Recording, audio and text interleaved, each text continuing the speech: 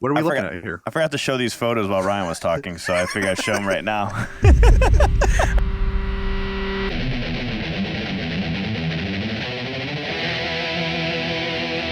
Are these new? This is for the pre-US concert in Japan. Shibuya Eggman in Tokyo, the last of all 5 performances, has finally finished. Thank you all for coming. So it's just thanking everybody. Where is this picture taken, though? Look at all this writing behind him. It looks kind of like the bathroom of like a venue. Are they at the Eggman? Yes, the Eggman. Yeah. Like the bathroom of the Is that the bathroom? Is that the Eggman bathroom? Is that what it looks like? It's a green room. It's a green room. The band's always sign in there. Yeah, that's true. So there wasn't enough room for them to sign, so they stuck a BAND-MAID sticker in there somewhere this time. Nice. Did they sign like that show in 2014 or whenever that was? I'm sure they did. Probably did every time they were there. Nice. So they have gotten on the wall. Oh, yeah. All right, guys. Any other BAND-MAID news you guys want to shoot? What? All right. Anyways, so moving on. I'm going to talk about the giveaway one more time that we're doing. I'm going to let Jonathan take it away. We can't thank you enough for donating the photos over, so I'm going to just go over it one more time with you guys. So, hey, fellow maniacs and Gaijin guys and gals. I'm Jonathan Lane, and like many of you, I'm really stoked about the upcoming BAND-MAID US tour.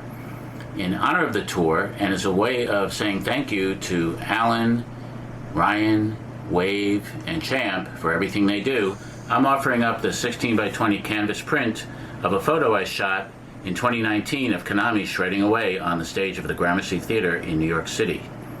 As you can see, it looks a lot like a painting, and it's ready for you to hang up on your wall.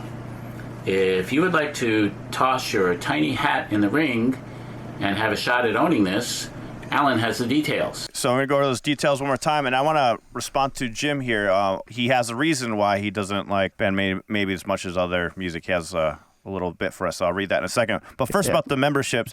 If you've been a member with us, you're automatically entered into this giveaway. If you join today or within the next 3 days, at the end of October, we'll be giving away that canvas and those 2 other photos I showed. There's going to be 3 winners total. So if you win, if you're the first winner, you get the nice canvas painting. Second, we'll get the choice. And then the person that comes in third will get whatever's left over. Again, thank you all for joining. I just see the 3 new members. I appreciate you guys. They're just joining to win prizes. Oh. Yeah, and we really appreciate it because it helps support the channel, and we can't do this without you guys. It does help us like get these podcasts listed and stuff like that. They'll have a special little badge like Teresa. Teresa's a member. Yeah, so it's like Hadesio and Jim. They've all got little special badges next to them. Ryan Muir is not a member. He's a good example of a person that's a mod that's not a member. Slacking bastard.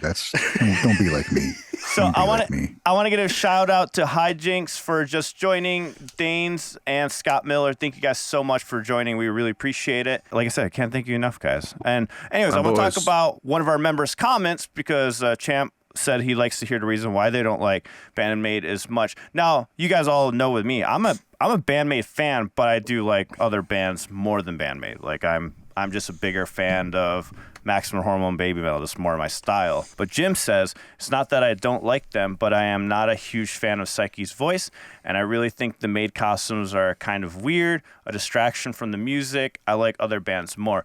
And I just want to mention something to this. I wasn't a fan of Psyche's voice either in the beginning. It grew on me. But I love Psyche's voice in acoustic settings more. That's why I fucking love the acoustic album. I cannot stop listening to it. That's by far my favorite album, actually, I would have to say. It's the acoustic stuff. I would rather listen to that acoustic album more than any of the albums. Even Unseen World, which is crazy because I love Unseen World. That's where it really clicked with me, was the acoustic set. Psyche's vocals, that's when I really fell in love with her. And now, she's in my top 5 of BAND-MAID members. Yeah, it took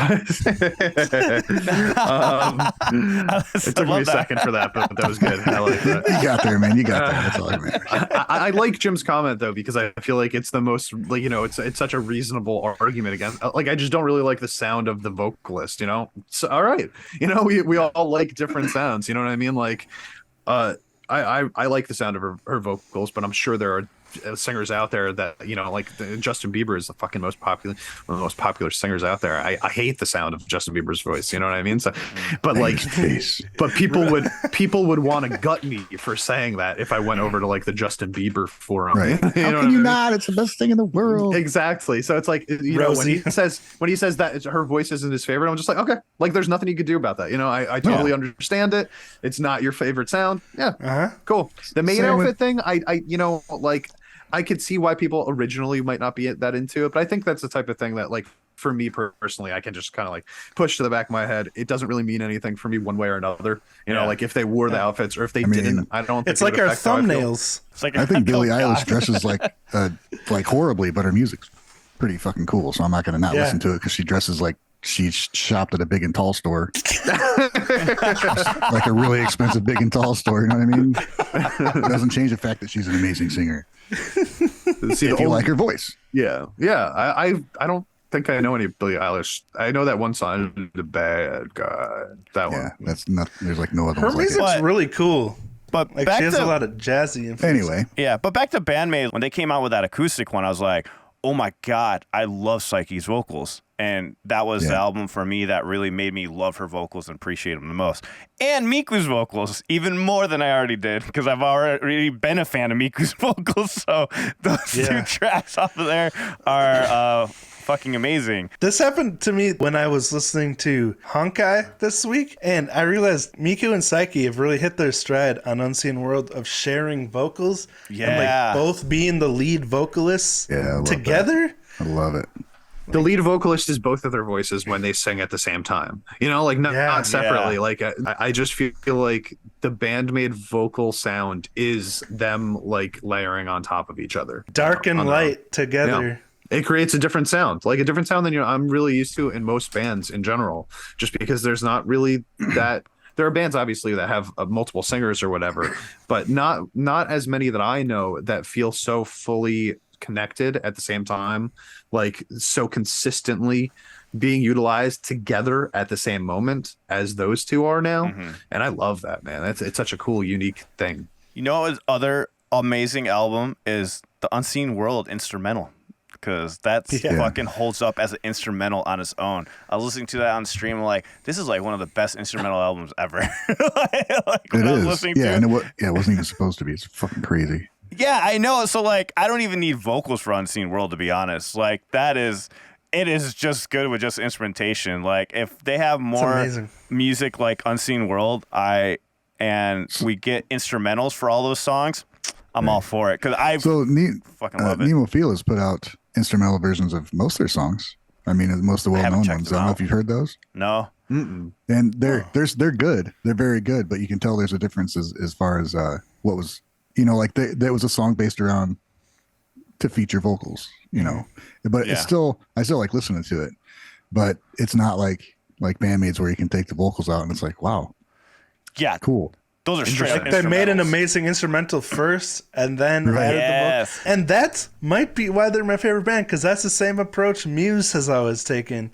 Well, I don't know if they still do, but with a lot of their older music, their first focus was making an awesome instrumental, and then they worried about... You know, it sounds like based on what we're talking about now, that's how they do it, but I've always heard that that's not it, that they would work on the melody first, the vocal melody, and then Konami would write around that. I could be wrong. I've heard different things from different members of the community. Probably depends who sparked the idea for the song. Like, if it's a song Psyche or Miku wrote, well, you guys know how it is.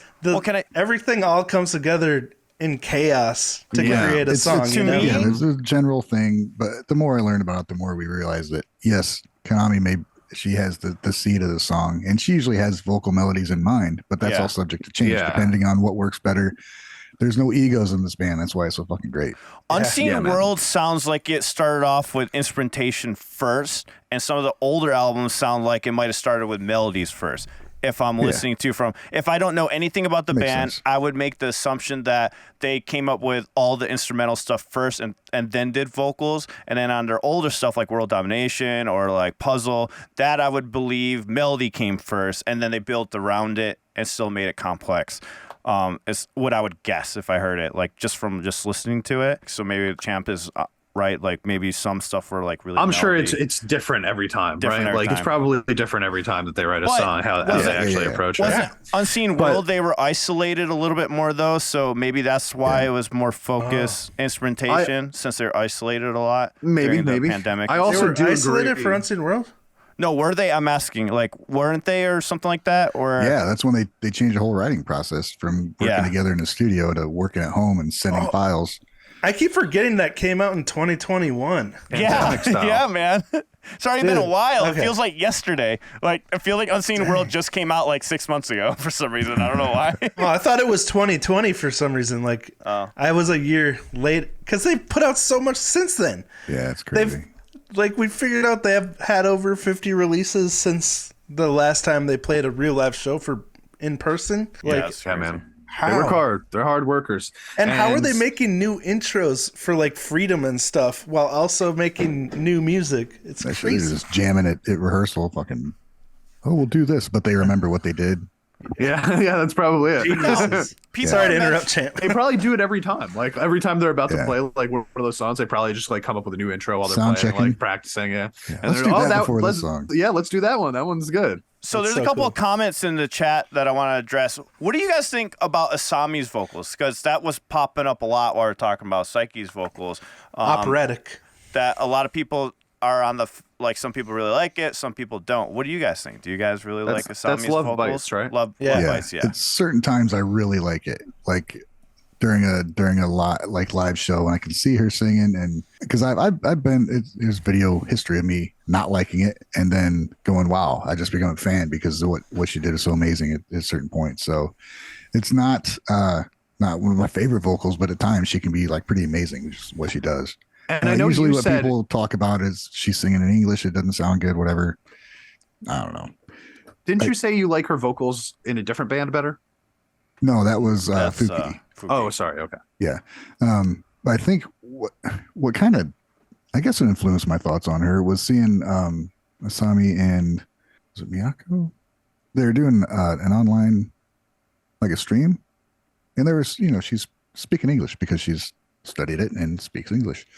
And so it's, I don't know, it's like, well, because some people, some Japanese bands, they have English lyrics, they don't speak English, they just sing it phonetically, which appeals to people like us. And then just seeing her like converse in it, she knows what she's saying. You know what I mean? It's like the lyrics are there and she's not just singing them because somebody told her, here's what it is. It's just, she had a hand in writing it that way. So I don't know, just kind of changed my attitude towards her singing. Doesn't she write lyrics for other bands too? That Blue. Yeah. What was that band called? Lonesome Blue? Yeah. Didn't she write for them? Of it, yeah. Yeah, I think it was something like that. Yeah, that's true. Very true. I grew up listening to Phantom of the Opera, so I love operatic vocals like that. I thought it was a cool mix, the operatic vocals with the metal. Yeah, Hard Bros, one of our members says, if Love Bites sings in Japanese, I might like them more.